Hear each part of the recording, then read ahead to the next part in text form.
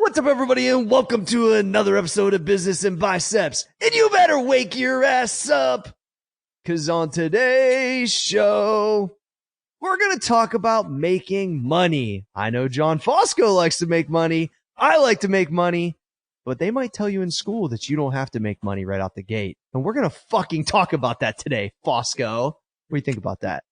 I think we've definitely touched on it on this show, but we're going to go way deeper, just about the mindset that is taught about when you and if you have a good idea that you need to raise capital and you need to find investors and you need to go into all this debt and go through a series of years before you can break even, before you can show a profit. And I truly think that is cancerous thinking for those of us and those of you that want to go into business, start a small business that can become a big business, but start a small business and put money in your pocket. I do not know too many people who can work for free for many years. So unless you have investors that are fucking lining your pocket with millions and millions and millions every year because they believe in this idea that can't turn a profit, you need to believe that once you launch your business,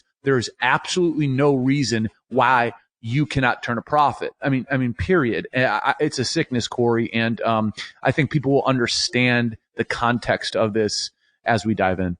Yeah, and everybody wants to know the path to being in the green, Johnny, being in the green. So I think living in the green. John Fosco lives in the green, boy. Hey, I've seen it both ways. I can't wait to speak about this. Johnny, let's catch up with what's going on in the world real quick. Let's do a little 5-minute rap session. I haven't paid much attention, but I know you have. So what do you got for me? Listen. I'm thinking that things need to be figured out in this world that we live in about what's going to happen from the standpoint of where do Republicans, aka Trump, where do Democrats, where do they stand on doing something about putting laws in place for gun control? Because what I'm hearing and what I'm reading is that Trump is, quote unquote, losing the suburbs, and Trump got a lot of suburban votes to beat Hillary Clinton. And everyone knows, especially after El Paso and after Dayton, that this gun stuff is out of control. And I think people are truly, at this point, I think they're truly tired of hearing, oh, we got to deal with this later. Let's not politicize the situation.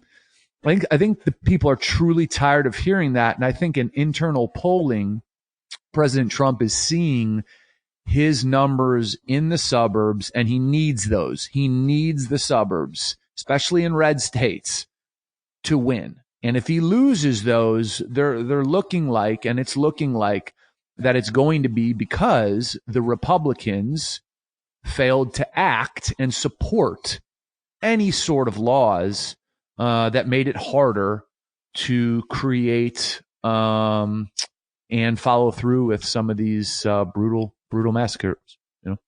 Yeah, and I think kind of like you're talking about suburbs. I mean, look, I don't know if I mentioned it last episode or I've been tweeting about it. Like my daughter's saying to my wife when she gets out of the car at the mall, she's going shopping for clothes, and she says she wants to stay up close to her because she's scared somebody's going to shoot. I mean, that's like the thought she had when she got out of the car. Like if they shoot, that I would die first because I'm so little. Like that's what she said to my wife. I mean, yeah, dude, she's. I mean, Rachel like genuinely was just walking at Easton, and Madeline was literally glued to her side, Johnny. And she said, I forgot you're not on Twitter because I got this thing did a lot of retweets and stuff because it was kind of serious, right? Obviously, real serious. And so she stuck to her side, and she's like, Mad, like, give me some room. Like that's just Mad's always kind of like that. She's kind of a clinger a little bit, and she's like, Mommy, if they shoot, then I would die first because I'm so little. And she just looked at me and she almost started crying because she was just like, holy shit. Like that's what you're thinking about right now. Not, hey, I'm going school shopping for my clothes. Like, that's like an excited time when you're an 11-year-old girl to go school shopping for clothes. If you have the means to do that. And it's like, man. it just, that one struck hard. So suburbia is in all inner city, suburban, whatever. You got kids, they're thinking this stuff. You think they ain't seeing it? Doesn't matter. We don't even watch the news at my house, but they're seeing it on social. It's talked about with their friends, and they're bringing it home, and they're talking about it when they're out in public because they're creating an anxiety towards going to school and being out in public. Something John and I never thought about as kids, not fucking once, probably. You know what's interesting? You just Isn't as that sad? I think Isn't that about sad this, though, Johnny? Here it is sad. It is absolutely sad. What's extremely sad is as you were talking, I was thinking back to the drills we did in elementary school, and they were tornado drills, right? Tornadoes. Like I remember the tornado. Never ever was there a thought of a shooter. That was not even a thing at all. And I guess what really bothers me now that I'm just hearing you talk is that people talk about, changing gun laws and, let's get okay, let's go beyond that. And why isn't anyone talking about why people are committing these fucking heinous crimes? Like, people had access to guns, bro. They had access to guns Always. Before Columbine. Why is this happening? Here's just the truth. I'm a white male, but white males are dominating, perpetrating these despicable crimes. Why are young white males so fucking angry? Like, what is the reason? I believe it is the isolation of living in an world, in a technology world, in a I am lesser than this person world because they have more followers. I believe it's the culmination of that adding up and the loss of a social understanding of how to deal with people face to face. I believe it's that. But I would love to hear more thought, discussion, and theory from our country's leaders about that, like why it's happening. Not, we should pass background. I've been hearing about fucking background checks forever, dude. Why is it happening? You guys are supposed to be the brightest minds in this fucking country. Talk about why, and let's address the fucking cancer, not the goddamn, not the shit that's happening because of it. You know what I'm saying? Well, it's just like, dig to your deeper. point, these guns have been available this entire time. I mean, they were available when we were kids. You know what I'm saying? So I mean, that's a pro-gun statement because that's the truth. And we all own guns. I own guns. You own guns. Yeah. My grandpa hunted my whole time growing up. But when I hear my daughter out of fear say something like that, and it's not, like, look, this is not some over dramatic little girl talking. This is like, it just happened in Ohio. You know what I'm saying? And you know what she said? We go to every pub where we go. I mean, it's just the fucking truth. So that's just the pulse of all little kids right now. I mean, that's the world we're living in. And that's why it's so upsetting to me because nobody, it's like, oh, okay, shit. Now we got to talk about guns. Like the lawmakers of this country, it's like, okay, now we got to talk about guns again. Now that comes back up. And then in 6 months, it's going to fucking fade away. Why aren't we talking about, okay, who are these people? What do they have in common? What patterns can we find amongst them? And what is the root cause? They use the weapon to carry it out, but you have to have something wrong in your head to go want to carry that out. What is the common denominator? Smart minds should be discussing this. Yeah, I was talking to my nephew Jared when I was in Cleveland this last weekend, and he's 20 years old, so he's right up in the mix of growing up in this age. And he said, he's been getting some help from time to time for some things, and he just told me, he's like, look, we live in the generation of comparison. You never feel good enough. You never are far enough along. Everything out there is so highlight reel, which we've talked about before. But he said it is the absolute root to any type of depression. Absolutely. Or one of them, mainly in this age group, we're seeing this happen. If it's not hate related from a standpoint otherwise. And I don't know, it was a couple things that hit me personally, and the one with Madeline was tough to swallow. And kind of, I'll wrap up with this: is my kids are asking like, well, how do we fix it? What can you do? And that's where it feels a little bit rough, because you're like, I can vote for the person, I can, be a voice, but it's like they're asking us like, why isn't it change? Why aren't people protecting us? And here's the fucking truth, though. Here's the fucking truth. And that's like when they're asking, like Alex asked us that question, and it's like, yeah, but the Democrats, they talk about it all the time, and they don't get shit done. They don't fucking get shit done. The Republicans, yes, they block, and they're lockstep and barrel with the NRA, and the NRA is very powerful. But the Democrats, they don't do shit. They don't fucking do shit. So it's like, why isn't anything changing? Because we have a broken political system that's dominated by dark money. That's fucking why. And if dark money wants to change it, it'll change. But they don't have an interest in it, because a percentile of that pie graph of all that fucking dark money that comes into fund campaigns comes from firearms companies. So it's not going to fucking stop. Yeah. There's a sad amount of talks in my house based on this stuff. Yeah. So what are you going to do? Strap up? Tell your kids to strap up? I mean, that's the next thing, right? It's like, okay, well, if motherfuckers aren't going to protect, I understand people with guns. If no one's going to protect us, I'm strapped. That's it. It made me want to get my concealed and carry. I'm not going to lie. And here's what also is interesting. And I posted that I'm pretty friendly with, let's say, about 5 policemen that are SWAT or working different, things. And 3 of them messaged me after that, either text me or message me about that statement, offering, like, it's almost like it was weird. Like they took a sense of like feeling bad, because part of their thing they do is protect, right? That's what they get up every day to do. It was just interesting that they saw that and went instantly to say, like, is there anything we can do on teaching them about gun safety, or that the statistics, or that they are safe, and try to make them better. And I'm like, I mean, I appreciate it. They're not safe. They're not safe. But they're not safe. And that's kind of my point. So it's like everyone's at a little bit of I think at a little bit of a problem with this, because it's shifty every which way. My final thought on it is this. I think we divert so many resources to Islamic terrorism.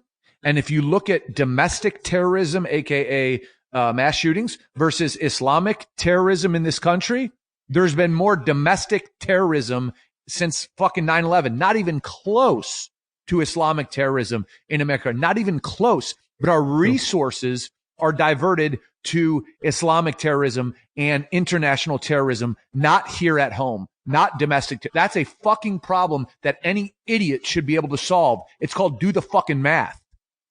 Yeah, word. All right, now that we got that fucking crazy shit out of the way, what we talked about early in the show was business. It's like literally like kind of, to me, it's almost business 101 of making money, going out to a venture that has promise, has margin, has, market impact value, something that people want. And really this talk kind of goes out to anybody that's coming up out of school, or that is wanting to get in their own business, and just is like, okay, and I remember thinking this, I want to open my own gym. I automatically need an investor, or need a loan, but what I had to think was, but wait a second. Okay, I could go open a gym, but I'm not going to have any fucking clients.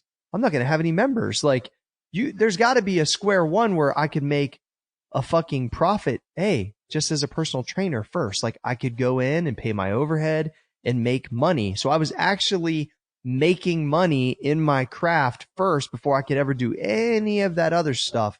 And I think that I didn't just run into, hey, let me raise, $1 million for a brand new facility with all Cybex and hammer strength. And yeah, that would have been awesome in theory, even though that's not kind of my really jam of a gym. But regardless, that's what I really think, that's the thought that comes, not, hey, let me rent space like a barbershop, $300 or some small little gym, and just see if I can turn a profit as a skillful personal trainer first. Is just test this thing to see if it works.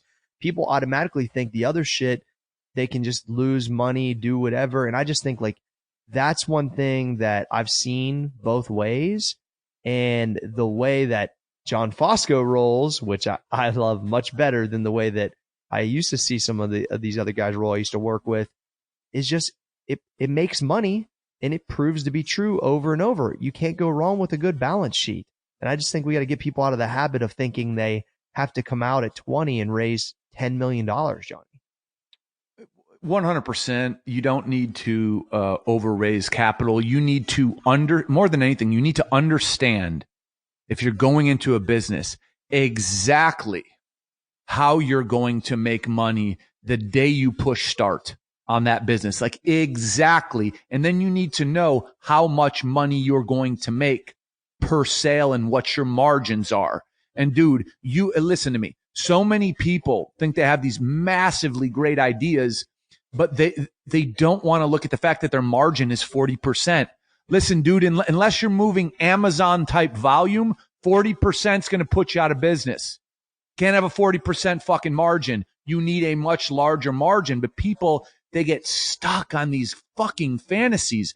And I challenge people to look at legends of business. Okay. Outside of the, let's say, modern day tech wizards, the Elon Musks, the Zuckerbergs, you look at guys like, Michael Bloomberg, Warren Buffett, all these dudes, they built shit slow and steady on their own by making money.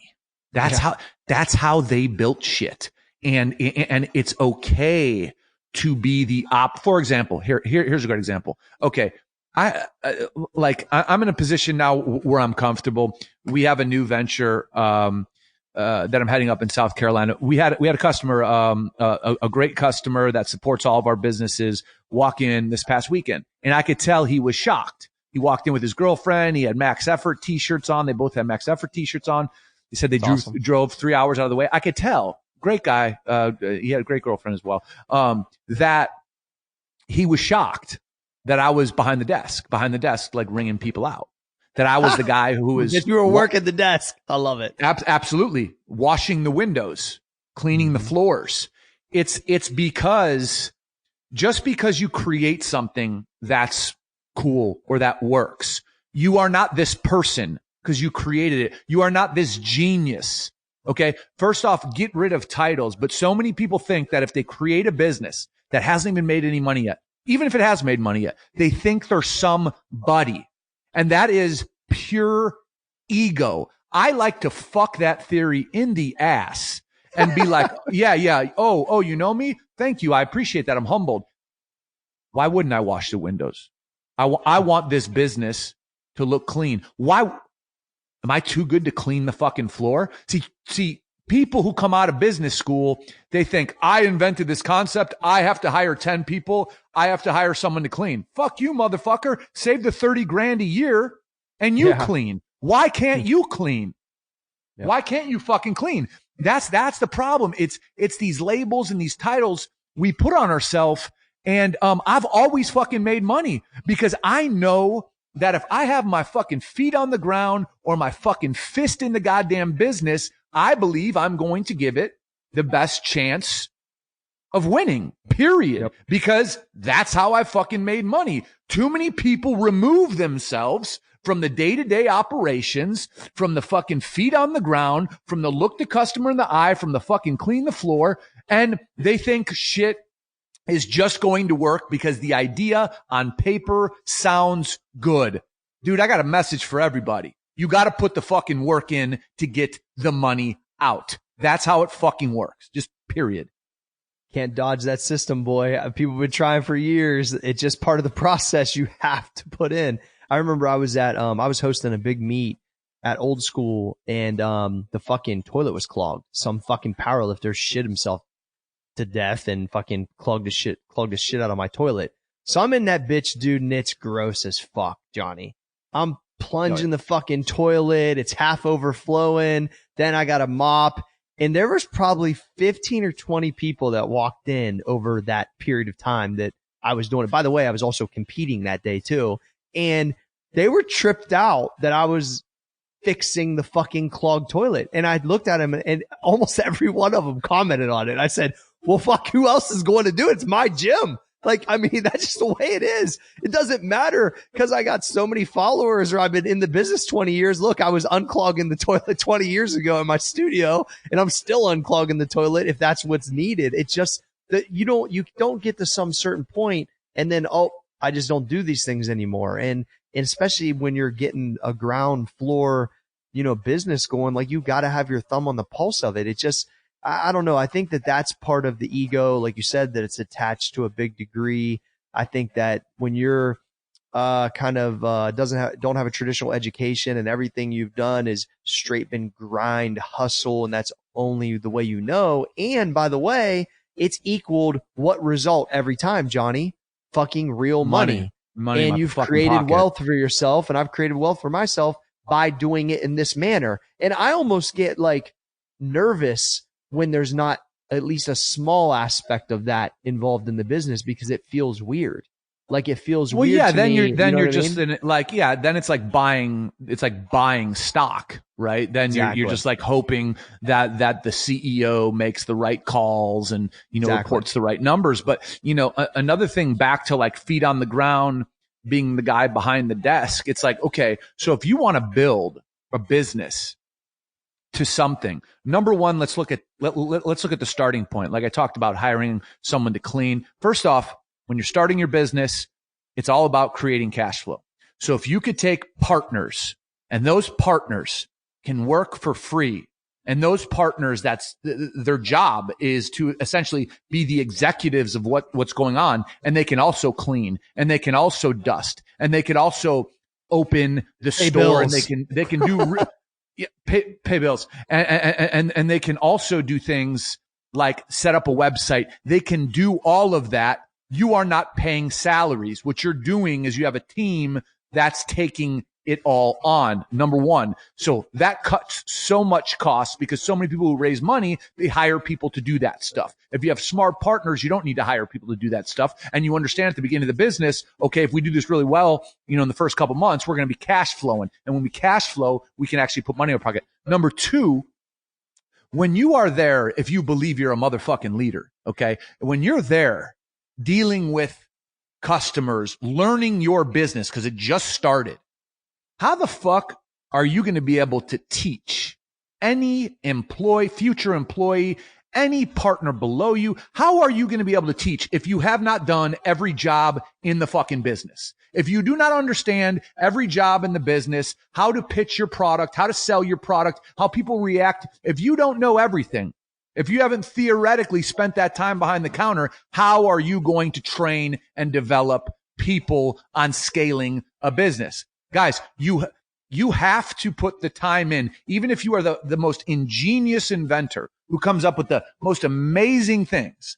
If you want to be someone who has a profitable business, you have to humble yourself and you have to bring back the dirty work and say, this is part of me understanding my business from 0 to 100. This isn't about anything else. I need to understand this because if I'm going to step away in a year or 2 years when there's a employee or somebody who needs guidance in this section, I've done it all. I built it all. The systems are built around what has been done. So I can help them. But if I'm not doing that, I can't help them. So regardless of the brilliance of your idea or the business you start, you better understand every goddamn process that's going on in your business or you can't properly manage it.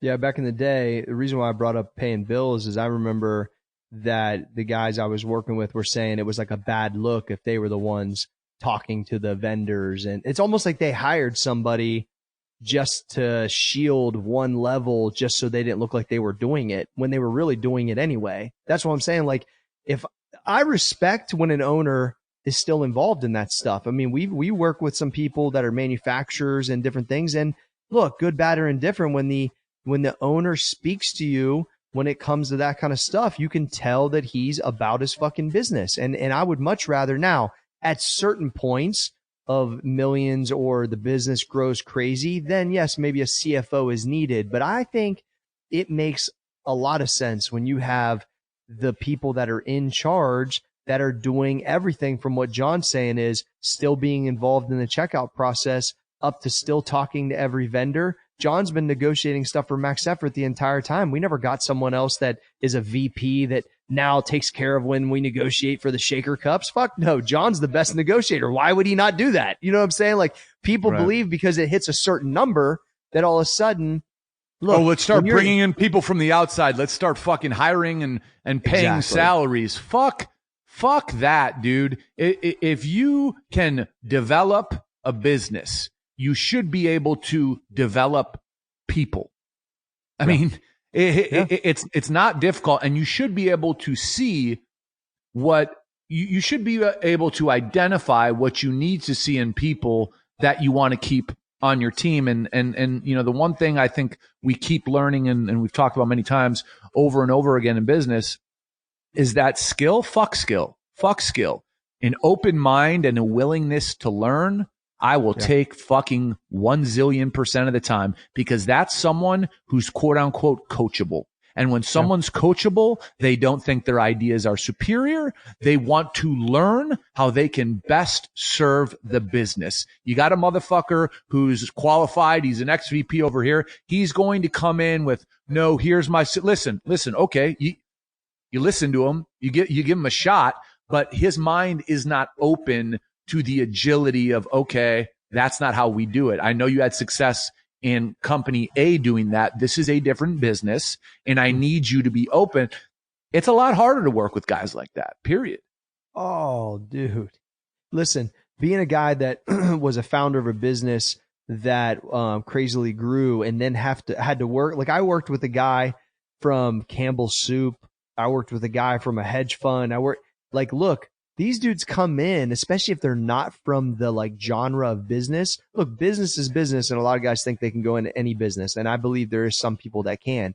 But there's like nuances, if that's the right word, in some like specific things in certain like genres of business that if you have never paid it, like if you've never lifted weights and you've never really taken supplements and you was selling fucking soup and then you rolled in, I understand numbers are numbers, but when you're in the marketing aspect or you're looking at like, you don't understand how the consumer even consumes. Like I saw some real fucked up stuff, and that's the things that we're talking about. So just because you bring some like high level person in that you overpay doesn't even mean it's going to make your business better. Actually, you are better in that position because you know it better than anyone else.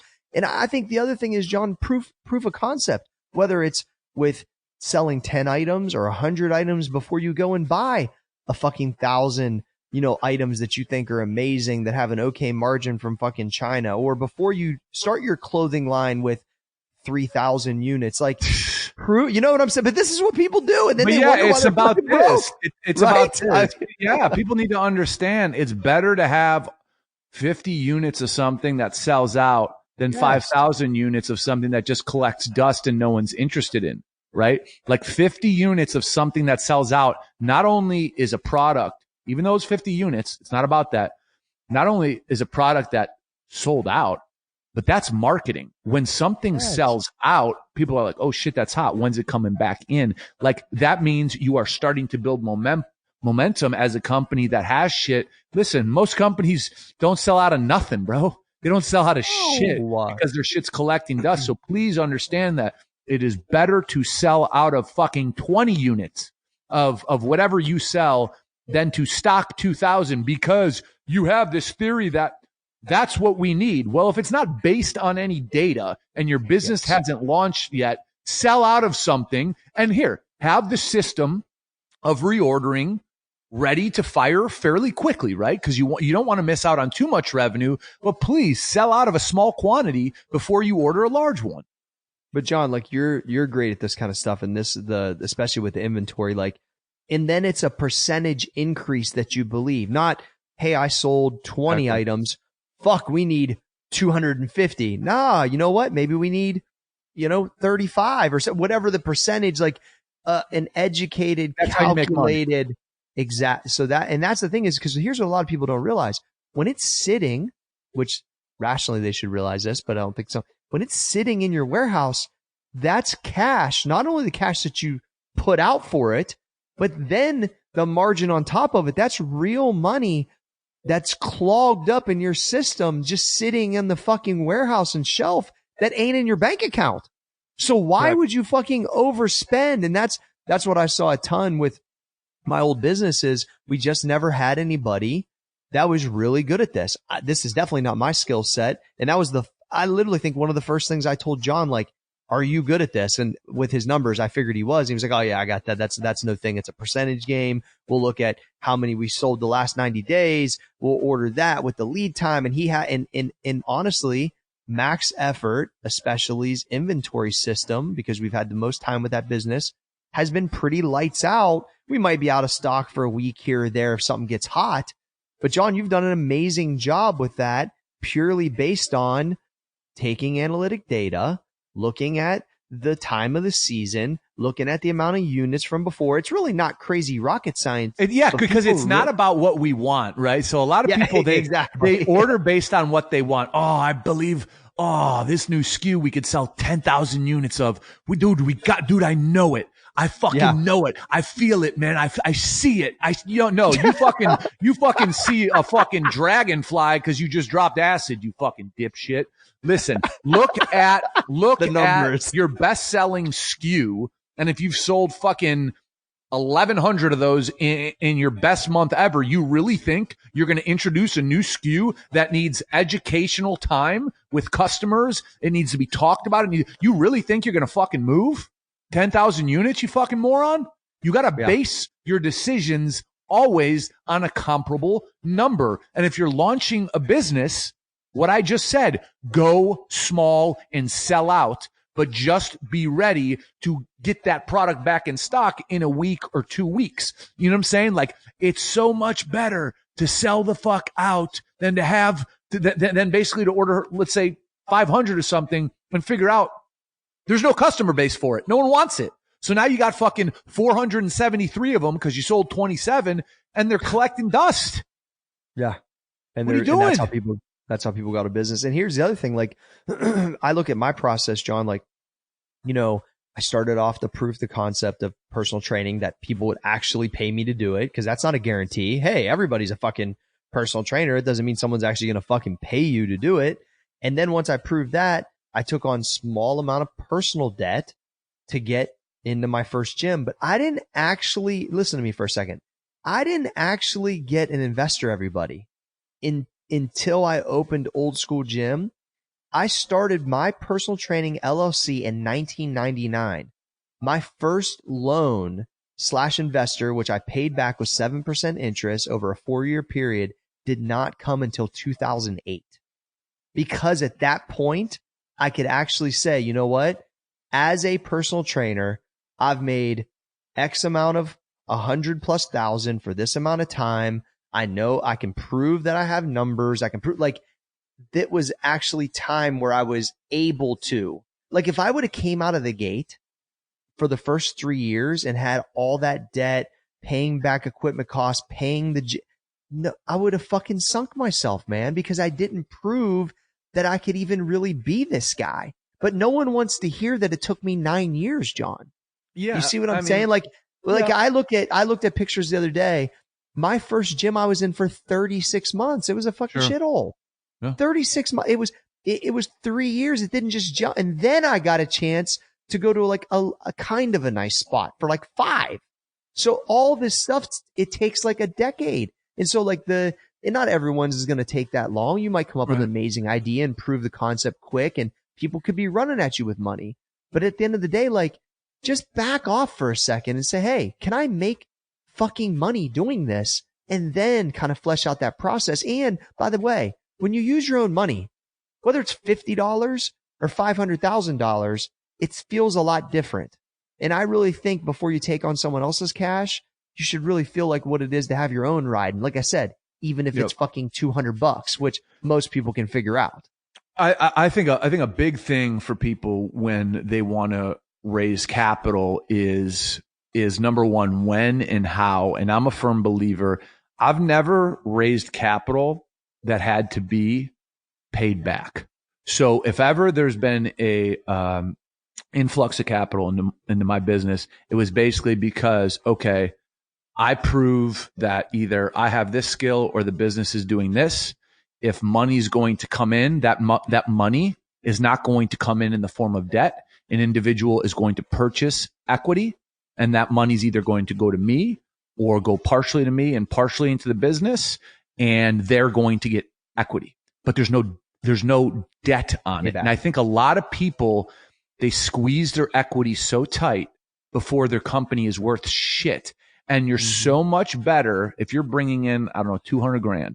If your company's not doing much money, you're so much better bringing in 200 grand and giving that person 25% of a company that's fucking, I don't know, doing $80,000 a year. Give them 25%, have no debt attached to it. Nothing is paid back, because then now you have operating cash flow and you don't have debt. Sure, you have a partner that is probably silent because he's an investor, but whatever, dude, you have operating cash flow and you're not in debt. Too many people want to squeeze their fucking equity based on their dream, and they don't give the individual any equity. They have a structured payback, and now they have the weight of the fucking world on their shoulders. It's like if someone gives you their money in exchange for equity, what they're doing is they're co-signing you and your idea, and they're saying, I believe in you. So they're not over your shoulder every month saying, where's my fucking money? They're not a bill collector. They're on your team. And I believe that's a much smarter way for a small business to take in money than to squeeze the equity and not give it out. I agree with that, Johnny. I like that. And in that particular case, I absolutely didn't want an additional partner in the gym long term. And I wanted more of a loan, but that's the only time I've ever done that. Every time else, it's been like what you said. And here's a question I have for you. When you're in that situation, which you've been in multiple times, and I've been in with you a few times, is how do you evaluate, because you've had people do this a lot, that type of position for saying, okay, 1%'s worth X. And obviously it's going to come down to some analytics and the speed in which it's growing. But how do you, and you always say this too, which I love, is it has to work for both sides. It has to be a reasonable thing for both sides. And I know you believe in taking chips off the table when it makes sense. So like, how's that kind of calculation go? Because I think a lot of people come out and say, got the idea. Here's my projections because Uber did this and fucking, In-N-Out Burger did that. Well, fucking, you ain't any of those. And you just got like 70 pre-ordered items.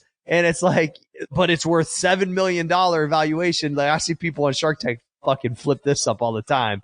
So like, how do you, you know what I'm saying?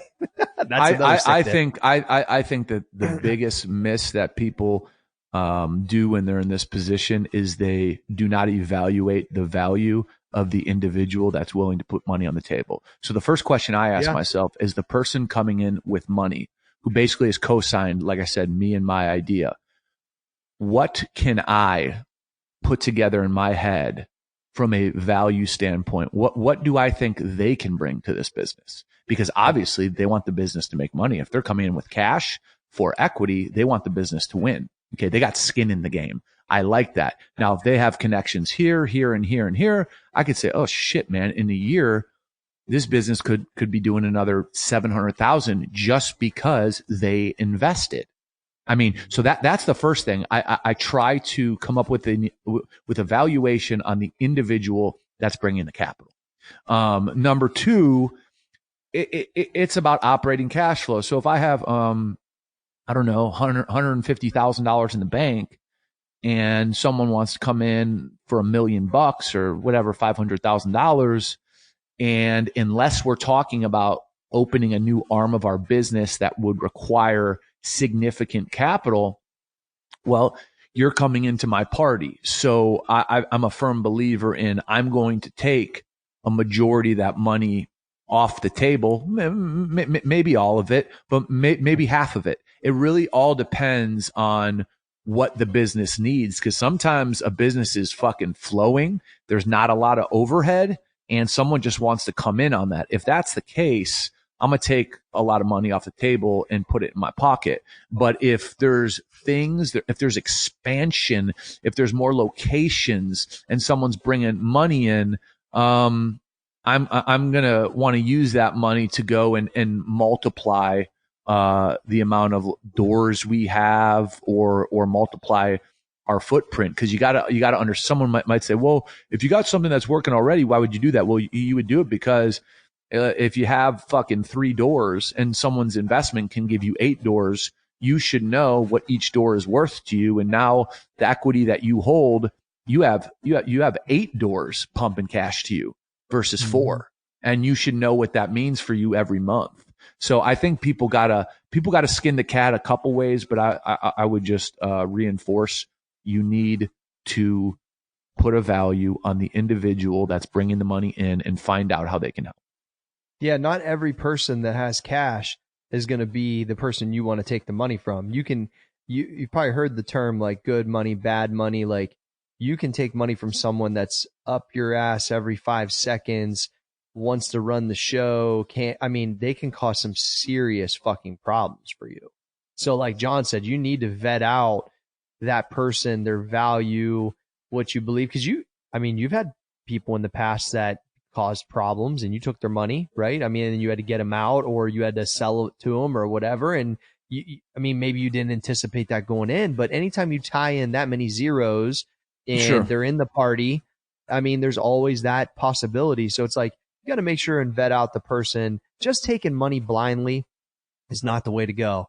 I'm telling you, like, I would overthink the process at this point by what I've seen to date. And because there's a lot of people with money, there's a lot of people with money out there. I know it sounds crazy, but when you get into business, there's a lot of people that want to get into John's party, like he said, because there's guys that know how to make money in this world. John being one of them, I'm being one of them, and they ask me all the time, like, oh, well, how do I invest in that? Or, how John's having people walk in every fucking day and ask him that at CBD Social right now because they see the fucking concept and that it's murder in it. It's just the way it is. So you have to vet that process. But from an evaluation, when you bring them in, Johnny, do you ever have like a 1, 2, 5, 10 multiple? You have any type of, or do you totally go off feel? I think every business is going to be, so different. But I believe in being in a position where you don't ever have to take the money.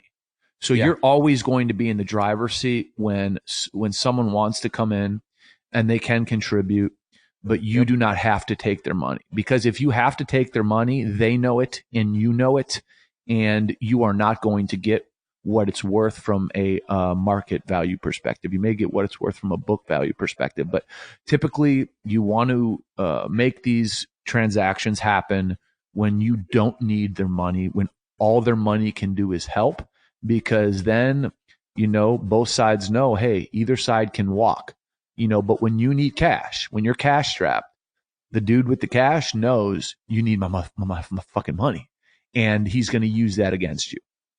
Well, I can say I was heavily in that position of when I was going to raise capital in the past, the company was in a shitty position, and that's the worst possible fucking spot to be in. When you are, like John said, and I don't know that you've been in that position at all. Have you ever, John? When I needed to it? No. money? Yeah, no. Exactly. And so that positioning is so different because you have the leverage, because at the end of the day, the guy with the gold makes all the rules. You don't get a chance to dictate the terms, or you try to get the good money, they call, right, Johnny? I was always like, well, who was writing that check?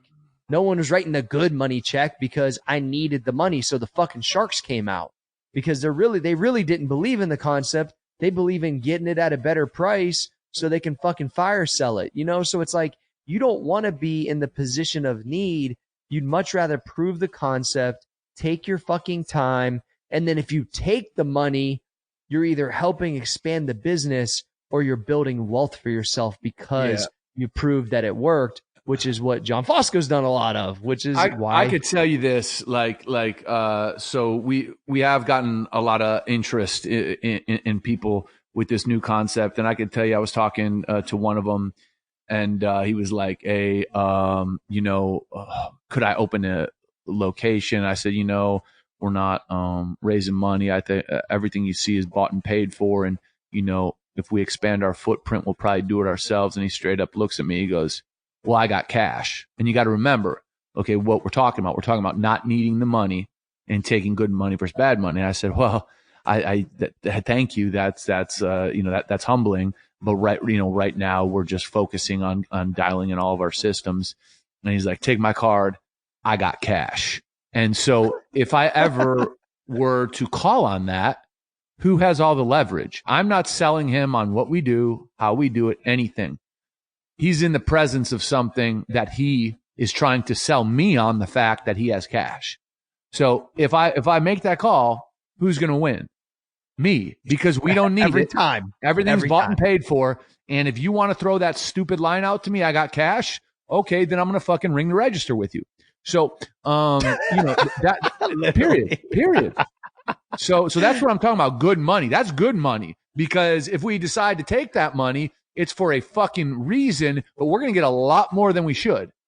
Yeah, it's in favor of the person that's created the concept, because you've taken your time, Johnny. Everything, like you said. And you ain't looking for money. Dude, it's always the odd when you're not looking it's for It's like a girl. It's like if you want to have sex with a girl, Yes. to pretend like you don't want to have sex with her. And then she'll be like, am I ugly? And you'll be like, no. And then she'll want to have sex with you. It's literally the same. It's the people that are fucking chasing it constantly. The shit that you're chasing ends up being not that good. The stuff when you're sitting laid back and just handling your business, the stuff that comes your way is like way more quality and just a better getting lap price. dances, Corey. Just getting lap dances. Hey, I don't know about any of that noise. Liar. Hey, listen, I've been out the strip joint since like shit. When did I get married? Oh, okay. Save it. Oh, that's a good place to wrap it up. Yeah, hey, it is. Hey, John, but you know what though? I want to commend you, man, because I saw these things done the opposite way. I was a part of it, and it wasn't all my doing, but I was a part of it, and I was in this train of being behind the 8 ball, raising money, trying to blow this thing up, and it really wasn't, the concept wasn't proven. You know what wasn't proven, Johnny? Let me tell you a few things that weren't proven. The people I wasn't working with wasn't proven, but I wasn't proven either. The concept of marketing with the UFC in supplementation really wasn't proven. We weren't, the actual, like, the products themselves had not really been in the marketplace. Like, all the things that we were doing, did it work? Did it sell? Yes. Would you say the biggest thing is the margins weren't proven? The margin wasn't there. It was only, I think, at our best, 36% because there were so many hands in the pot. And I'll have to go back to the filings, but I believe that was about what it stayed As at. a shareholder, I think you are in the ballpark, yes. Yeah. And so it's like one of those things where if we would have had those things proven, and even, listen, if I could turn back, I would have much rather I would have been on the phone calling people like myself at Old School Gym and saying, hey, would you like to carry this product? I would have rather grinded 1,000 gyms and supplement stores that way to prove the concept, which would have made money, then go and do it. Once again, I just think it was too fast and too furious and not well thought out enough. The way that you have done things pretty much since day one, the way that we have done things since I've worked with you has been in this other manner. Now, if we did decide to step on the gas and go that other route with any of these ventures, and literally any of them, because they all have good balance sheets, it would work so much better. It would be for a reason. It would be for a reason, not because of a dream. Exactly. So it just like the way, and I don't know if this is just basic principles you've always had, or if you just, somebody taught it to you, you figured it out, whatever it is. That's why, like, when we started working together, money's an instrument, Corey. Money's an instrument. That's literally how I look at it. Money is just like you need a lawnmower, right? If you want to cut your grass, you need money if you want to run a business. If money becomes something that's connected to all these fantastic things, then you're going to fuck up your business. But if your money is like your fucking lawnmower, the lawn needs to be fucking mowed, money needs to be put into business to make money, and you leave it at that, I'm telling you right now, I wish I should fucking write a book on this. If you eliminate the emotional connection from money, you will increase your percentage of succeeding. I would love to do a study on it because it's literally tenfold. You like tenfold, if not more. Dude, it's so hard to understand that for a lot of people, John, but it's so true that it's unbelievable. And what we should do is when we get the Business and Biceps app, you can write a book and we'll put it inside the app, Johnny. That would be perfect. Sounds good. Talk about a new business. All right, let's wrap it up. Johnny, good job today. Check us out at Biz and Biceps on Instagram. Holler at Johnny Fosco. You know, if you want some questions, send them to us. We might answer them whenever we do another show like that. We appreciate you guys. Share it with your friends. And Johnny Fosco. G. Can the podcast be stopped? The podcast can't be stopped. G.